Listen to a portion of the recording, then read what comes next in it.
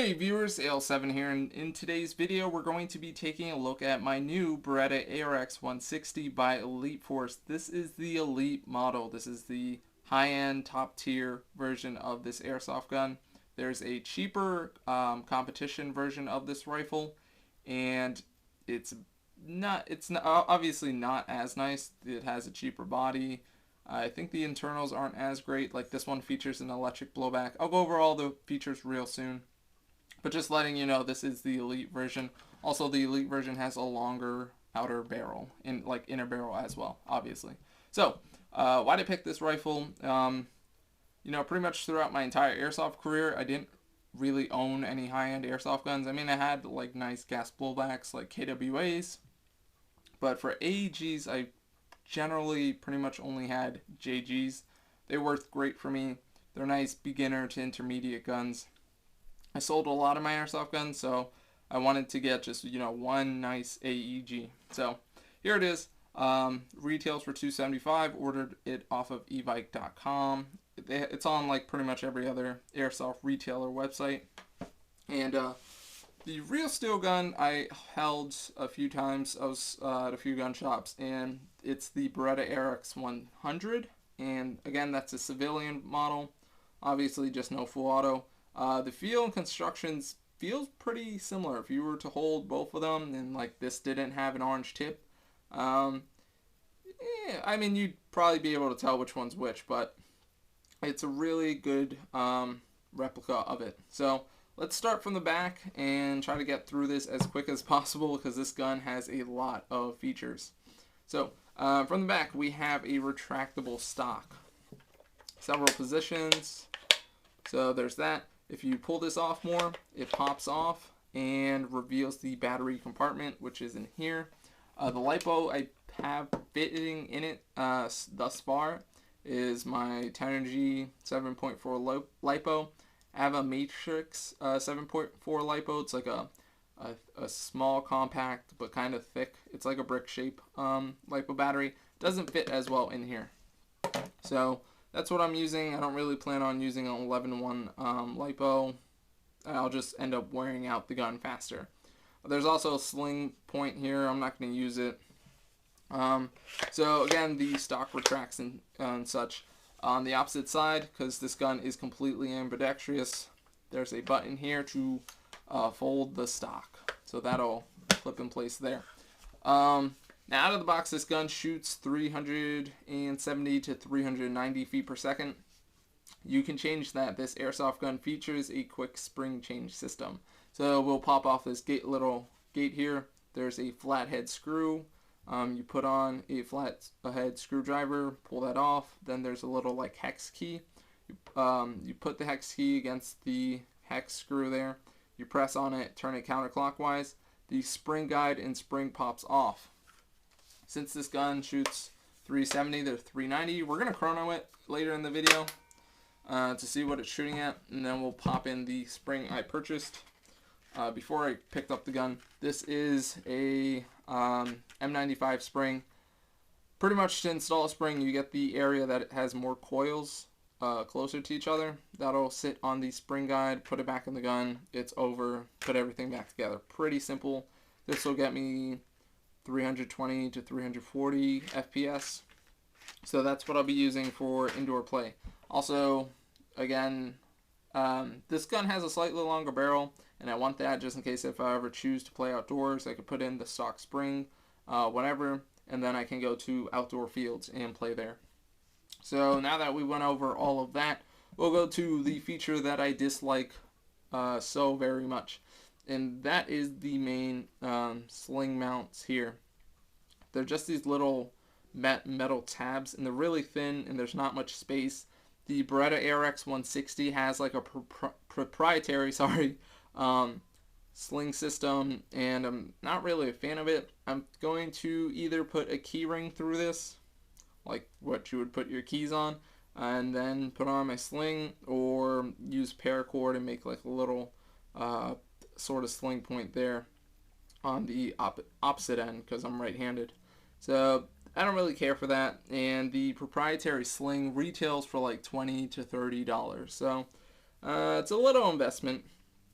The fire selector here is completely ambidextrous. S is for safe, 1 for semi-auto, and then R, I don't know what that stands for. It's for full auto, but like the R, I don't know what the word is since Beretta is an Italian company. So if you know what that is, leave it in the comment section below. Cool fact of the day. Pistol grip is ergonomic and pretty comfortable. It's like thick, and I like it. I have big hands, so trigger's great. When I tried it out, I tried out the gun when I got it to make sure it worked. Shoots great. We're getting closer to here, so let's talk about the magazine. This is not the magazine it came with. It comes with a black Stenag type magazine, just like this in black. This mag feeds well, feeds great.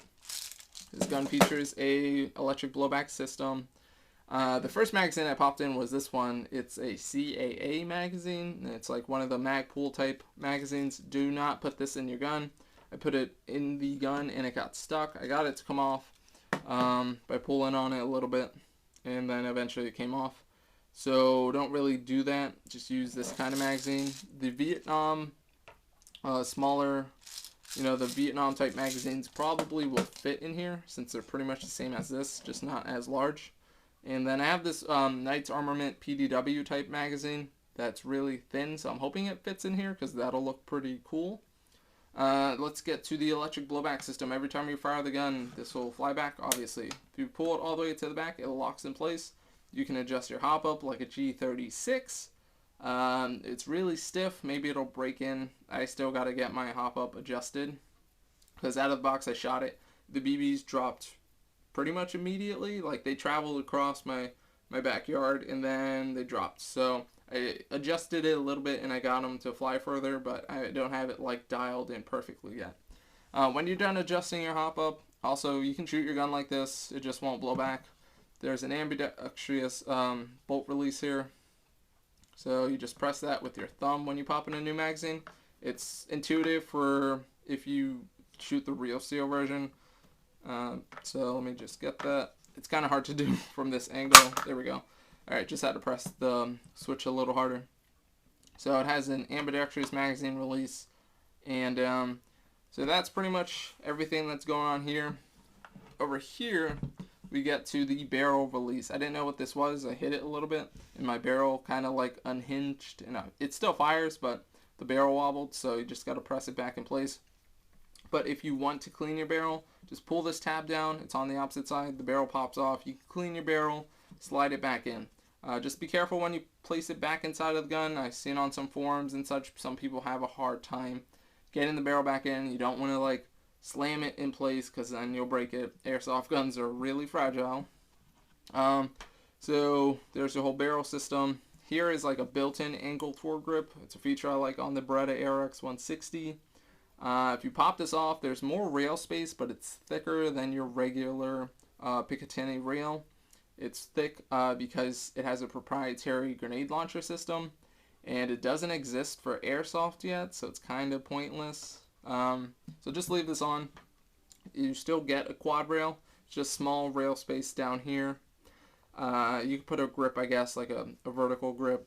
Then you have a side rail for a flashlight or laser. Then you have your top rail. Since we're here, let's talk about the rail system. It's really long. It's metal. The flip-up iron sights are here and here. These iron sights suck. I'm going to let you guys know that. I was shooting with them. I don't care for them. Main reason is the peepholes in the rear sight are so small.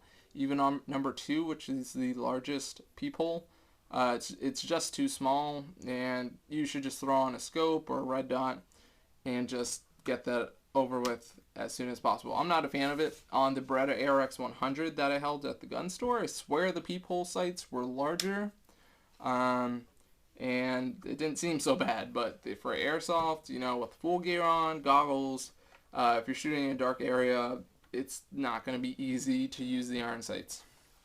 So there's all the rail space. Before I get to the barrel, like the outer barrel, here is my MP5 setup. I have the red dot, and then I have a laser. I'm going to be moving these attachments to this rifle, and then maybe later for a few gameplay videos, I'll use a scope just to see how well this gun does at further ranges, even though I'm going to play at the grid code. There are some long shots in the arena there. and I already pretty much went over the spring system. Gonna switch it before Saturday, so I could be CQB legal. So let's wrap this up with the outer barrel. Over here is an ambidextrous sling swivel, So I don't trust this. I won't use it. If it was the real steel Beretta ARX 100, I'd trust it. But I think with sling stress on this barrel system, you're probably going to damage the rifle in the long run. So I'm just going to let it do its thing and just be there. Getting down to the orange tip. It is metal. It looks pretty cool. It has like these little slots here. It's like a muzzle brake, you know. But from what I've heard, you can pull this off. You can put on your amplifiers, suppressors, whatever. Problem is, it's glued in place. I don't know why, but I'm not gonna mess with it. I heard you gotta be careful with it. So yeah, I'll worry about that later. I have my K-Tech amplifier on my 1911. I love it there. Just makes the pistol so loud. I like it as is, and I mean, if I can get the amp on here, it'll be cool, or a suppressor, but I'll worry about that at a later date. Now, I think if you have both the competition model, you can pop off the barrel of that and put that on here, so you could have a smaller barrel. But again, I like the longer barrel, and it's not super long that you can't use it in CQB, and you can fold the stock at any time, or retract it and make it smaller. So that pretty much wraps up all the parts on this airsoft rifle. I don't really care for AR-15s, but this is really different, and I like exotic different guns, as you guys can tell from checking out my other videos on my channel, like the P90, the MG36, and I just like sort of the oddball AGs and such. So let's take it out to grid code. We'll test with the stock spring. Should get 370 to 390 feet per second with a .20 gram BB. Then I'll be switching over to the M95 spring. We'll bring it down to like 320 to 340 FPS, and then we'll be CQB legal. I'll put on my optics and get those dialed in, and I'll be golden for Saturday's gameplay. Alright guys, let's head out to the grid code.